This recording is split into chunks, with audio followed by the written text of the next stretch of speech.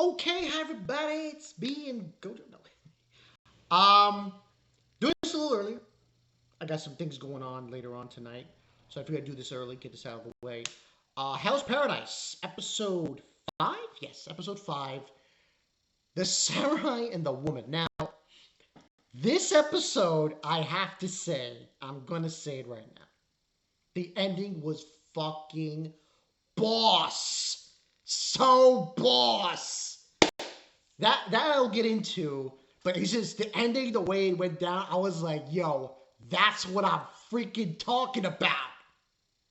Instant.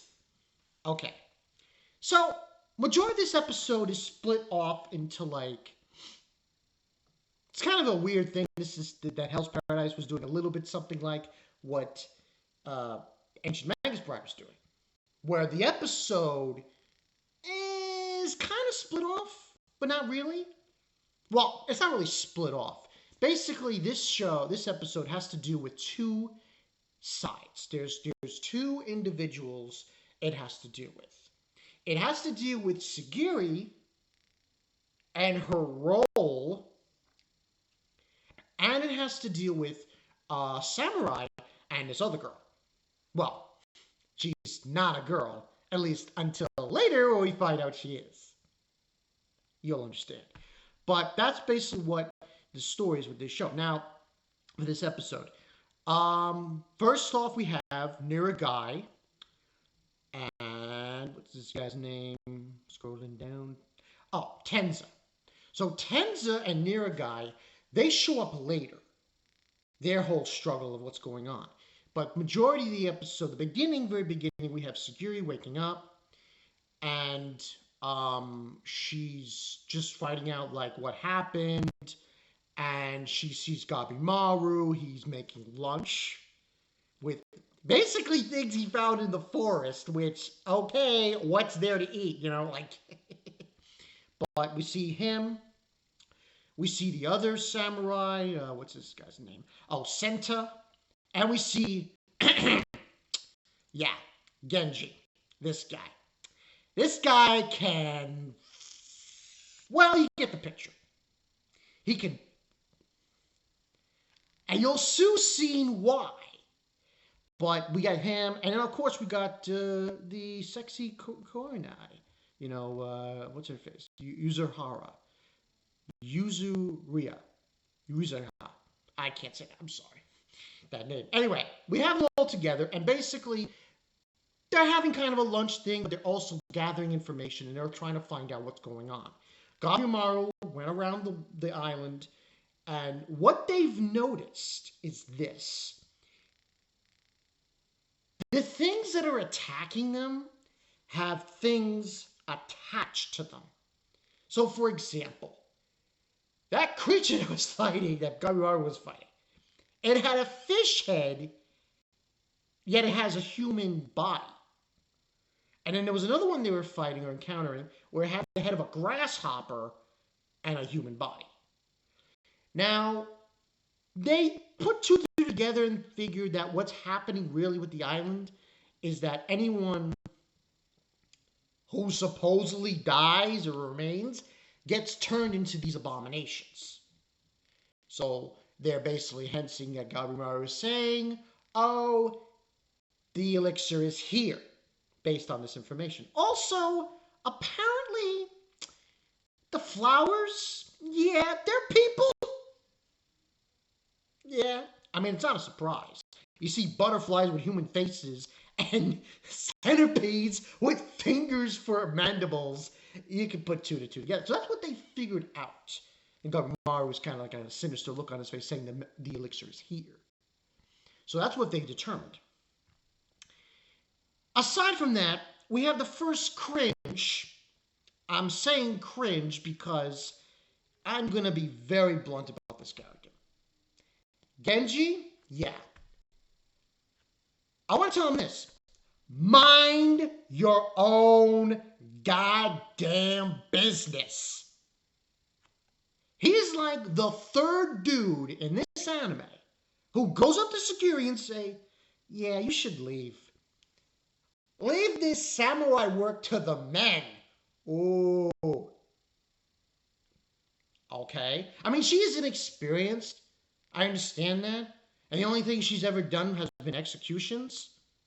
That's understandable. But you're not her father. Oh, you're her senpai? Get out of here. But he continues to say that to her in this episode. And we do get a scene also with this other samurai that's there. What's his face? I mentioned him before. Senta? But Senta's not as blunt as Genji. He says, oh, half of me is halfly agree. He's like, yeah, you should leave, but the other half of me is saying you should stay just in case something goes down with Gabimaru. Now that's more or less for core that happens in that situation. But after that, we change focus and we go into the other group, which is, as I said before, Tenza and Nuragai. Now, Nuragai is weird. And I'm like, oh, I forgot to mention, we do get a few flashbacks of Sagiri and her father. But those are just added to what's going on with her.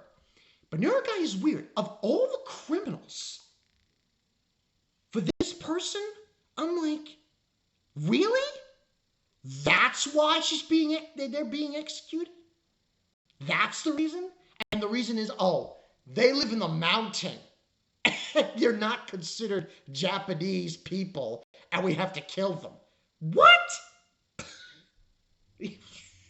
I don't know. They didn't even do anything. They didn't do anything wrong. They just live in the mountain. They live for the mountains in the village, to protect the mountains in their village. And you're going to execute them because they're insurrection? The whole thing sounds very, very silly, in my opinion. But that's basically the story. We have a little backstory of them. I can't say. I might as well come out and say it. All right. It's a she. It's a she. She's a she, not a he. But anyway, we get her backstory that she met a samurai, brought him to the village, and they killed everyone, and they took her. Because, oh, they're in there, whatever. It's like, the women in this show don't get any respect. It's ridiculous. Anyway, then we meet up with, we see the flashback, and we see her in the prison, and then so on and so forth. Tenza shows up. Tenza's very, one of those samurai who's not very smart. But he wants to help her, or help them, or help her. And that's basically what happens. And we go back to the story where they're in a boat and they're trying to get out of the island. There's one problem. You can't leave. So this show, not only you go to this island, there are abominations on the island, you're trying to find an elixir, and you find these abominations. But not only that, you can't leave. So what I'm noticing about this show, this anime, I'm getting a lot of, I don't want to mention this name because people are going to take it in the wrong way, but this does feel like I don't want to drop cosmic horror, because there's no cosmic horror to be shown in this show. However, there is a game that I've seen clips of. I never played it, but I heard about it. It's called The Shore. Same situation with that. You have ships, they come in, they can't leave. And pretty much the same scenario is happening here. Literally, the entire island, around the island, there are ships that have been destroyed. And what ends on happening is, basically, Tenza and Nuragai have to get out, and they can't. They get hit by the ships, and out of the water are these tentacles with human faces on the tip of the tentacles. So now we have a Kraken. Okay. This show gets weirder and weirder and weirder. Though I wouldn't say copyright. This is like body horror now. What they're throwing our way. Human faces on creatures that shouldn't have human faces with mouths and teeth and whoa, whoa. But they end up fighting this thing, and what's her face is a little guilt tripped. Neuro guy. Her village, which I forgot to mention, her village is known as the Sanka, and she feels guilt tripped that she's trying to decide whether she should die or live. Live to continue on her clan or die because of the betrayal she did. Because she's the one who invited that samurai. And the samurai ended up killing her whole clan. Her and, what's his face? Tenza? Yeah, Tenza. They form a bond and they're able to get out of there. He kills all the freaking tentacle human faces and they get on a ship. And at first I thought they weren't, that it was just her, but it was him too. They both get on a ship, and they ended up going back to the island. So literally they show a map, and it's clear that you can't leave. There's no way. It is surrounded by shipwrecks. So leaving is, who knows? Personally, I think what might happen is, if they find the elixir, things will go back to normal and they'll be able to leave. Now, we find out she's a woman. It's a funny scene. It's like, you're a woman? Like, get away from me. It's crazy. But then we go back to Sagiri and Genji. This guy, let me tell you something. What he gets, he deserves. So, what ends on happening is, we also get a scene with her and Gabimaru. Kind of a funny scene. And this relationship of those two, they're feeding on one another. And they're learning and they're improving and they're learning to cope with their situation and get stronger, during that regard.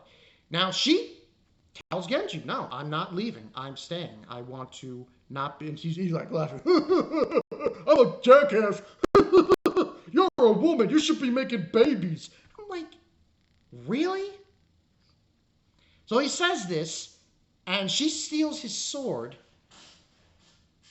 and when he goes to get it, guess what happens? This guy shows back up. Where is this guy's name? Where the hell is... Rakodo. The guy who, ate one of the samurais a couple episodes ago? He comes in, whips Genji almost in half. Part of his side is missing. And I'm like, yes. That's what you get for talking shit to her and thinking you know her no better than her. You get fucking killed like a bitch. And it was funny too because he didn't see it. It was like, oh, plonk. Least to say, I liked how that was done. Great episode, 10 out of 10. I like the relationships. I think that's what this show is going to feed off. The relationship to Gabimaru and Sagiri. We were introduced to Tenza and what's her face. These relationships, and I've counted, and it seems like there are 4 groups. There's Gabimaru's group. There's the group with that Zaimon, who's noted as the Dragon of the Blade. That guy who's kind of like the Bakugo. And I'm trying to think. There's one more that I'm thinking I missed. Who was the other one? Yeah, I forgot what the other one was. But anyway, this is the groups that we have. And really, it's about the relationships and how they're going to develop these going forward and finding the elixir. So, loved it.